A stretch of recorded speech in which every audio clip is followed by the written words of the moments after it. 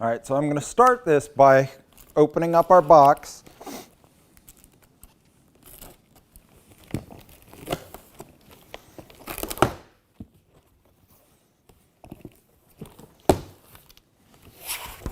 All right, so if you notice, in all four corners are our burner caps. I'm going to take these out and just set them off to the side for now.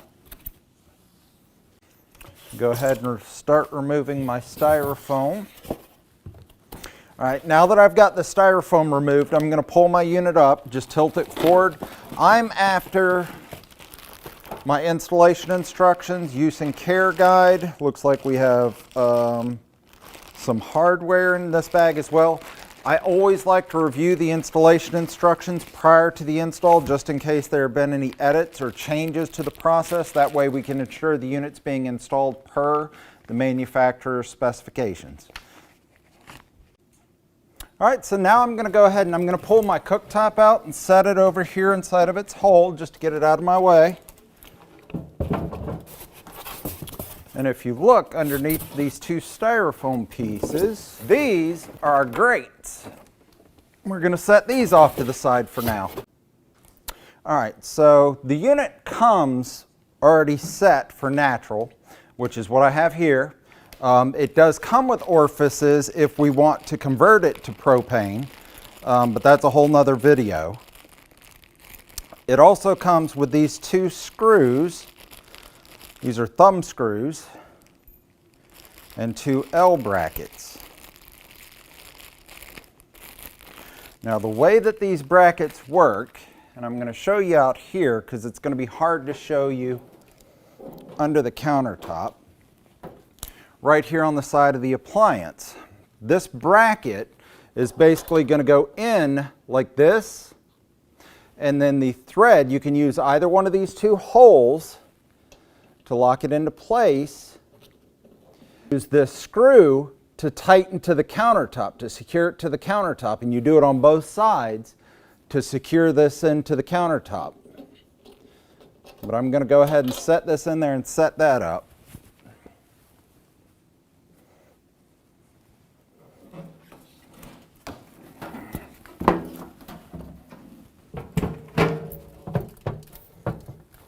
Gotten to the point now to where I'm going to go ahead and hook up my gas line. I've got my kit.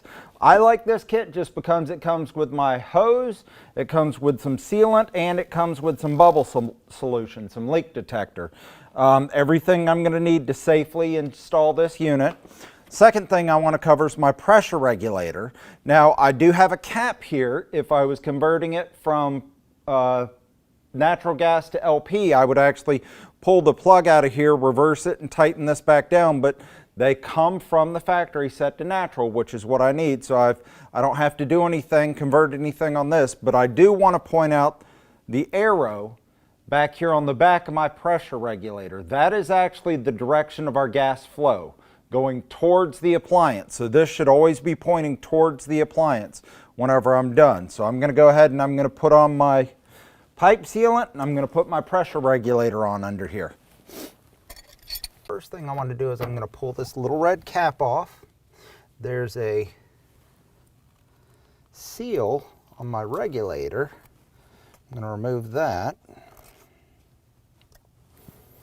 Get my pipe sealant, my thread lock.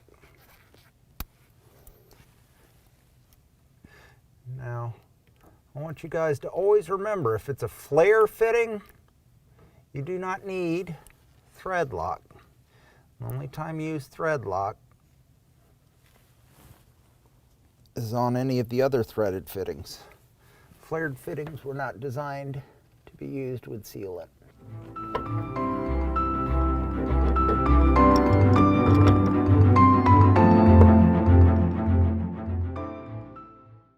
So now that I've got all my connections made, I want to go ahead and leak check my lines. So we're going to turn our gas on. Now the kit that I get, the Electrolux kit, which I'll give you the part number for, it actually comes not only with the sealant, but it comes with this soapy bubbles and a little test tube. Just make certain you set something down underneath the line so we're not getting soapy bubbles all over the floor, or bubble solution all over the floor. I don't see any leaks on this one, so let's move on. So now that I've got my gas connected, let's go ahead and remove our tape and our protective coatings. All right, so let's go ahead and let's install our caps.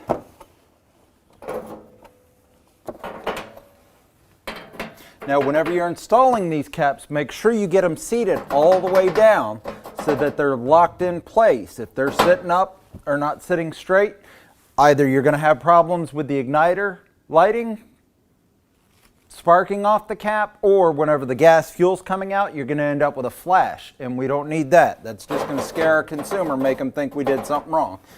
So make sure all of our caps are locked down, seated on top of that burner.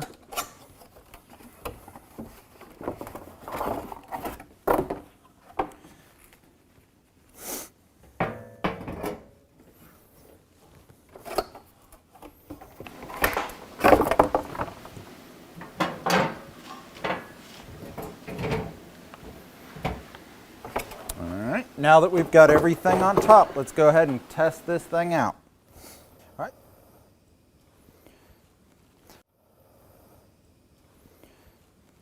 I'm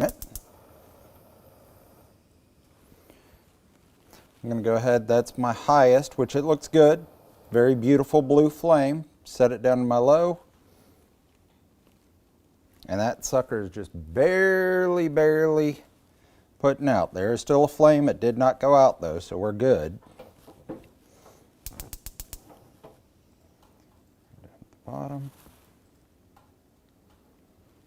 Same with that one. Simmer is actually set perfectly. It's just got a very light blue on it. So let's go to our back one over there.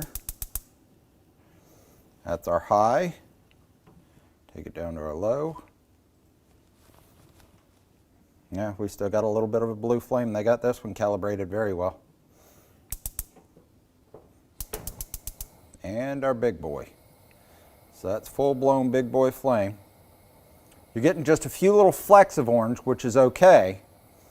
And then a beautiful blue flame. That looks good. Drop it down. Now, I've got this thing completely installed. I'm going to go ahead and clean up my work area, slide their single oven back in.